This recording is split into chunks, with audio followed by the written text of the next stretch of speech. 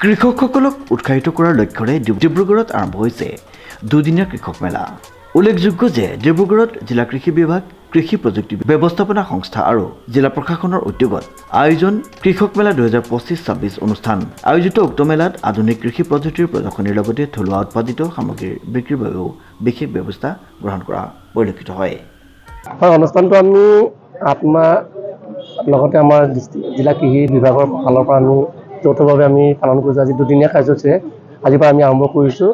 আমাৰ আত্মা আজি মেলাৰ মেইন উদ্দেশ্যটো হ'ল আমাৰ যিকোনো আমাৰ ৰাইজৰ খেতিয়ক ৰাইজৰ যিটো প্ৰডাক্ট হয়, সেই প্ৰডাক্টটো আমি ইয়াত এক্সিবিশ্যন হিচাপে দেখুৱাম, লগতে আমি ইয়াত বিক্ৰীও কৰিম। আমি মেইন যাতে আমাৰ প্ৰডাকশ্যনটো হয়। লগতে আমি অকল মেলা বুলি নহয়, আমাৰ ইয়াত ট্ৰেইনিং ছেশ্যন পাতিছোঁ। আমি ইয়াত আমাৰ এটা ট্ৰেইনিং এটা হৈ গ'ল। আমাৰ আৰু 2টা বজাৰ পৰা ট্ৰেইনিং এটা আছে। আমাৰ তাত আমাৰ কৃষি বিজ্ঞান কেন্দ্ৰৰ পৰা আমাৰ বিজ্ঞানীসকল আহিছে আৰু আমাৰ আজি যি 2টামান আমাৰ ট্ৰেইনিং আছে আৰু অহাকালিলৈ আমাৰ তেনেকুৱা ধৰণৰ আমাৰ 3টামান আমাৰ ছেশ্যন আছে। আমাৰ এইখিনি আমাৰ আজি মেইন উদ্দেশ্য আমাৰ যাতে আমি আমাৰ এগ্ৰিকালচাৰ প্ৰডাক্টবিলাক আমি যাতে ফ'কাছ কৰিব পাৰোঁ ৰাইজক।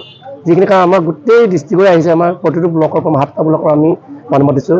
লগতে আমি 7টা ব্লকৰ আমি 7জন কৃষকক আমি সম্বৰ্ধনা জনাইছোঁ, যাতে যিজন ভাল খেতিয়ক যাতে তেওঁলোকক চাই পেলাই দেখা পায়, চাই মানুহে অনুপ্ৰেৰণা পায়। মূল উদ্দেশ্যটো হ'ল আমাৰ যাতে তেওঁলোকেও আগবাঢ়ি আহে আৰু যাতে আমাৰ নিজৰ প্ৰডাক্টখিনি আমি দেখুৱাই পেলাই যাতে আমি বজাৰৰ মাৰ্কেট আমি পাব পাৰোঁ। এইখিনি আমাৰ আজি মেলাৰ মূল উদ্দেশ্য হয়। যথেষ্ট এটা সুন্দৰ অনুষ্ঠান হ'ল কৃষি মেলা, আৰু তাৰ কাৰণে আমি কেইবাদিনৰ পৰা আমাৰ কৃষি বিভাগ ডিব্ৰুগড় আৰু কৃষি প্ৰযুক্তি ব্যৱস্থাপনা সংস্থা আত্মাৰ গোটেইখিনি বিষয়া কৰ্মচাৰীসকলে আমি যথেষ্ট অহৰ্নিশে মানে কাম কৰি পেলাই এই কৃষি মেলাখন অনুষ্ঠিত কৰিছোঁ। কৃষি মেলাখন দুদিনীয়াকৈ অনুষ্ঠিত কৰা হৈছে। 23 ফেব্ৰুৱাৰী আৰু 24 ফেব্ৰুৱাৰী সোম আৰু মঙলবাৰে দুদিনীয়াকৈ অনুষ্ঠিত কৰা হৈছে। এই কৃষি মেলাত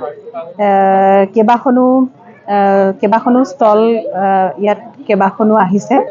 তাত বিভিন্ন ধৰণৰ আধুনিক কৃষি প্ৰযুক্তিৰ কিছুমান বস্তু দেখুওৱা হৈছে ষ্টলবিলাকত, আৰু বিভিন্ন বিভাগৰ পৰা আহিছে।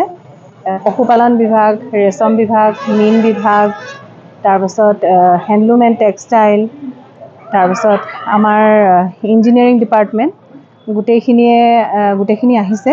আৰু বিভিন্ন থলুৱা শাক পাচলি আৰু আজিকালি নতুন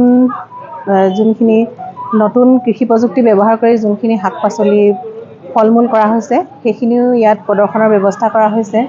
আৰু যোনবিলাক আমাৰ পিঠা পনা, আমাৰ অসমৰ পিঠা পনা, এই সকলোবিলাক মানে ইয়াত প্ৰদৰ্শন তথা বিক্ৰীৰ কাৰণে ব্যৱস্থা কৰা হৈছে। আৰু অলপ আগতে আমাৰ খোৱাং বিধানসভা সমষ্টিৰ বিধায়ক মাননীয় শ্ৰীযুত চক্ৰধৰ গগৈদেৱ আহিছিলে। তেখেতে কৃষি মেলাখন দেখি যথেষ্ট